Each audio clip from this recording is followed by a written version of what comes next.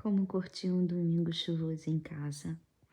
Preparei uma lasanha à base de fungo shiitake e peito de frango, só para passar um domingo de tranquilidade nesse domingo de Reis, com esse dia bem gostosinho, um pré-festivo, um período que se aproxima da Santa Páscoa, e também para curtir a minha casa num domingo que não estou trabalhando, preparando um bom molho branco para adicionar na minha lasanha.